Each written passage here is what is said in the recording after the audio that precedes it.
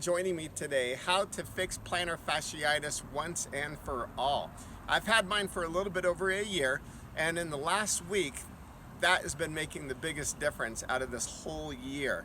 And I want to show you some things of what I've been doing. I'm going to show you from the standing position, the seated position down on the ground, and then I'll talk a little bit on footwear and some things that you could be doing on a daily basis to be able to help. Well, what causes plantar fasciitis? You might have been able to look up and hear a lot of different things. One of the areas is tight calves. Another one is when we overpronate our foot. So think of when my foot is landing, I'm kind of compressing down. Think of this as if this was a bow right here. So when you wake up in the morning, you've had your foot shorten in that position. That fascia is now in a restricted position where it's relaxed. The problem is once you get up out of bed, then you're pushing that foot down on the floor, and that's where you're going to feel a lot of that pain. You're going to feel that right on that inner part as well as in the heel. Let's figure out and work through some of those things that will help you to relieve it.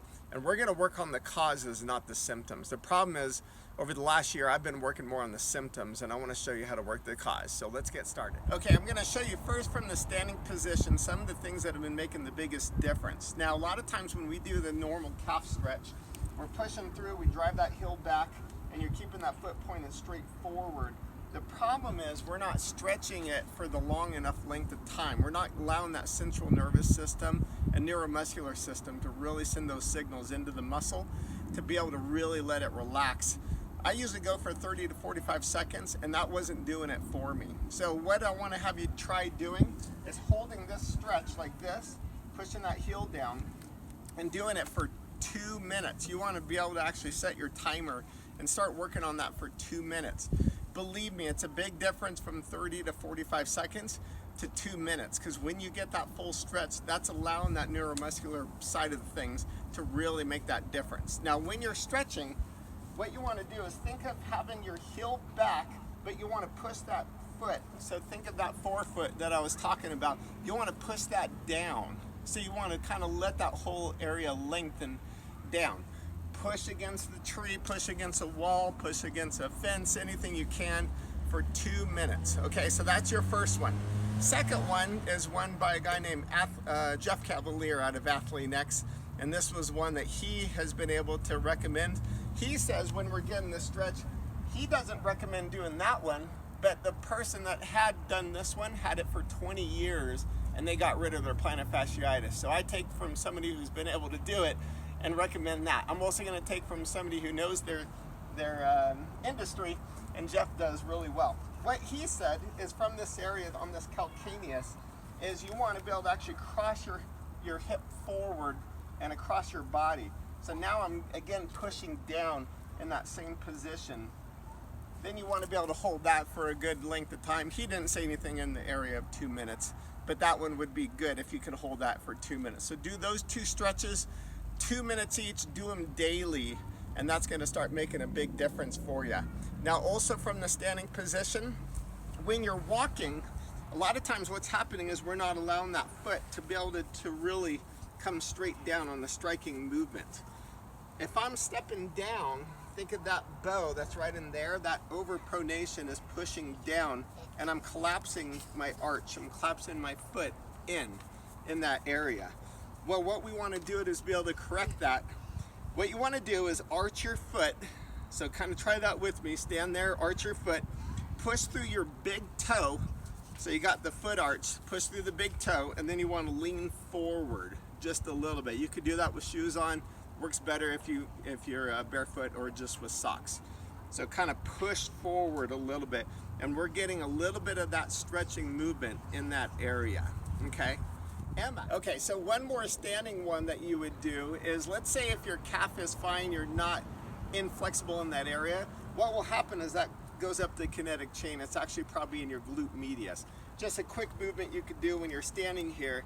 You want to drop that hip out. That's going to allow that abduction of that hip without changing this alignment, and then I just suck it, pop it in. So I drop out and then I pop it back in. So that's a good one on the hips if you find that your calves and the ankle joint are a little bit better in that area. So now let's try some things that would be down on the floor or if you're in the seated position. So if you're in the seated position, Things you could do even from your desk. The first one you want to do is grab around your toes and then you pull the toes. So that's going to stretch that forefoot right in that midfoot area, and that's allowing it to really stretch and lengthen. So you'll hold that for about 30 seconds, 20 to 30 seconds at least, to be able to start getting some good stretching in that area. Good one to do once you wake up as well. Another one is what's called a splay massage. So think of kind of pressing out. So I'm grabbing my foot, now I'm just pressing and kind of just opening out. And I've been on the grass here, my feet are a little bit more dirty, but kind of basically what I'm doing is I'm just, think of if my foot was here, I'm just displaying it. Try to find that sensitive, tight spot, and then be able to try to just work on just letting that relax. The third one you want to do to loosen up actually the calf is from that seated position, just drive your elbow into the calf. Oh yeah, that feels good. That'll let you know you're awake, and all you're doing is just pressing straight in, just driving that elbow right into the floor. So now let's take a look at some things through the day, what footwear could be helping, and then what you want to do when you're sleeping. Okay, as far as footwear and things you could do even at night. Now when you're sleeping at night, your foot is cupped and then you wake up and that's where you're going to feel a lot of that pain. Simple things you could do is even just what I've done is just wrap my foot. So take a wrap that you do for an ankle joint and just kind of figure eight it. Just kind of wrap it. Don't have to be too tight, but that's going to give you a little bit more support. And I learned that actually from my brother-in-law, so thank you, Matt. And that's been able to help because that's allowing that support there in that foot and in that ankle joint. Now through the day, you don't want to walk around barefooted. One reason why is because you're allowing that step, that overpronation, to really accentuate, and then it's becoming more inflamed and bothered. So things you would do, these are actually flip-flops that have a little bit more support there. So you can buy plantar fasciitis type flip-flops, buy sandals, shoe type wear, these types of things. And so when you have things like this, these are shoes called Hoka, and they help a lot in that foot support, if you can see. And so that's allowing your foot to kind of roll in that area. One thing that I've done also from one of my clients is bought this at REI. And so this is a little sleeve you can use just around the sock. So you put your socks on, and then this little sleeve comes right over it. Easy. It's like $18 to $20. It's going to really provide some good foot and ankle joint stability there in that area. So all those things can help. You don't want to walk around barefooted. You want to get the support at night. A lot of times people can sell different things like a boot where it's going to come up kind of like a sock up on your shin, and then it's going to prop your foot forward into that dorsiflexion. So you want to get that dorsiflexion. Just be able to just kind of start working on these things on a daily basis. Don't wait every few days. You want to work on it daily. And from the experience that I've recognized from everybody who's been able to get rid of it when they've had it a long time, they do it on a daily basis. Thanks for joining me. I look forward to seeing you again soon.